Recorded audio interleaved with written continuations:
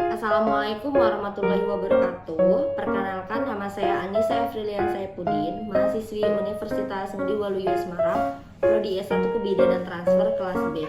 Di sini dengan NIM 152222005. Di sini saya akan mempraktekkan tentang konseling kesehatan reproduksi dan seksual bagi calon pengantin. Terima kasih. Assalamualaikum. Iya, silakan masuk, silakan duduk. Saya tutup pintunya dulu ya, Mbak. Ya.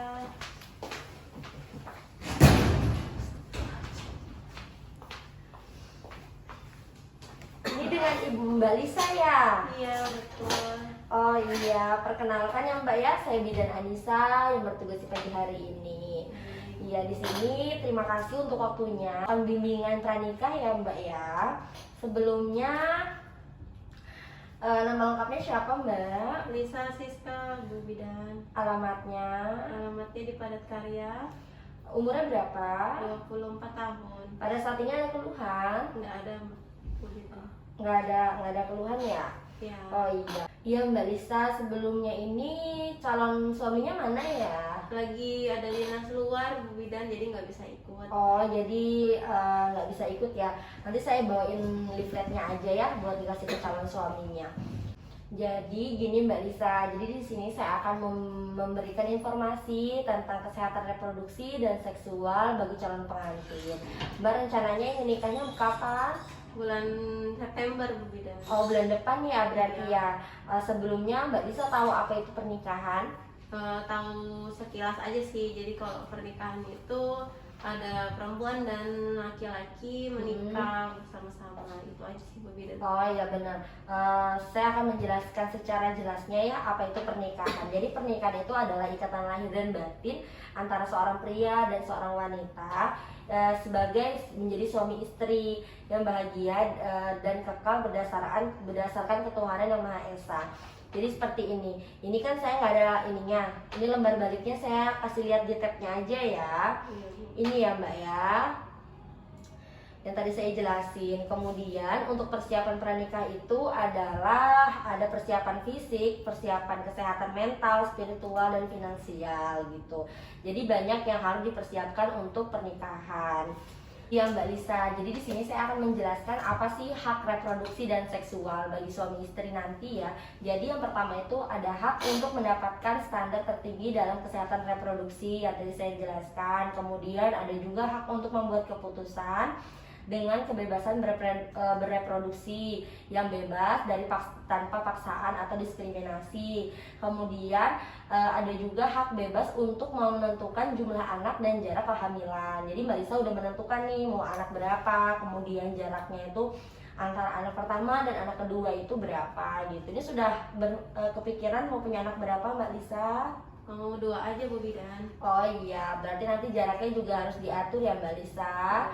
Kemudian ada juga hak untuk mendapatkan kepuasan dan keamanan dalam berhubungan seksual. Nah di sini sebelumnya Mbak Lisa udah tahu belum apa aja sih tentang reproduksi perempuan dan wanita, organ-organnya? Belum tahu ya. Jadi di sini saya mau jelasin ya. Untuk di sini itu vagina. Vagina ini adalah saluran yang menghubungkan lingkungan luar dan rahim sekaligus tempat untuk mengalirnya darah saat menstruasi. Kemudian di sini ada serviks. Serviks ini struktur rahim bagian bawah yang menyempit dan membuka ke arah vagina. Jadi Mbak, ini yang saluran ini itu membawa sel telur dari infundibulum ke rahim. Pada saluran ini terjadilah pembuahan gitu ya. Nah, yang ini adalah rahim. Jadi di sini untuk bayinya berkembang di tempat rahimnya ini gitu. Nah, kemudian Lisa di sini saya akan menjelaskan ya tentang organ reproduksi pada pria. Jadi di sini ada bagian penis. Penis ini berfungsi untuk sebagai saluran sekaligus tempat keluarnya sperma. Kemudian di sini ada skrotum.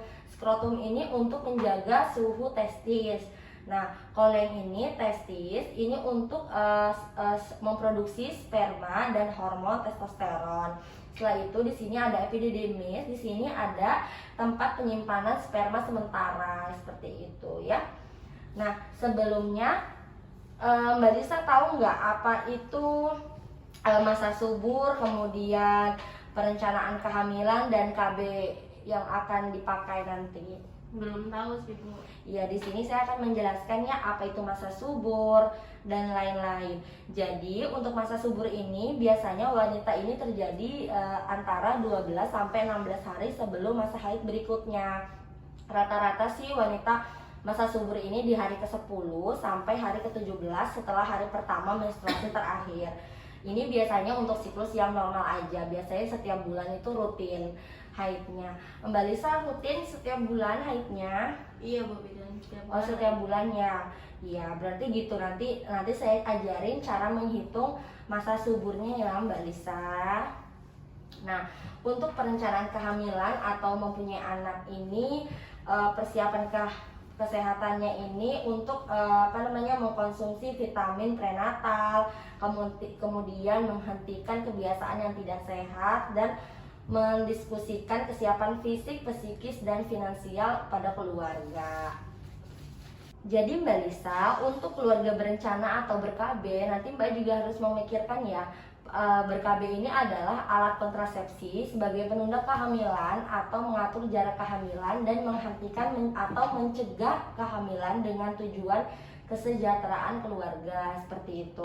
Nah, untuk KB-nya di sini ya Bu ya, ada jangka pendek, jangka panjang, metode alamiah. Pil kondom ini termasuk jangka pendek, susuk dan IUD ini jangka panjang, alamiah ini suhu basal. Nanti saya jelaskan kalender dan lain-lain ya.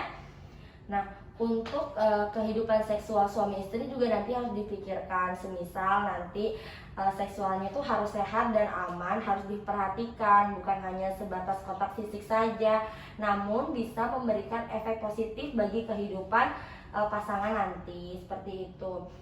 Apa aja sih yang harus diperhatikan? Yang pertama, kualitas dalam berhubungan, sama-sama mendapatkan kepuasan dan saling berinisiatif. Kemudian itu rutin berhubungan, namun tidak boleh terlalu sering ya Mbak Lisa nanti. Kemudian perhatikan juga norma dan etika dalam berhubungan, seperti itu ya. Mungkin Mbak nanti akan paham ya tentang ini ya Mbak Lisa.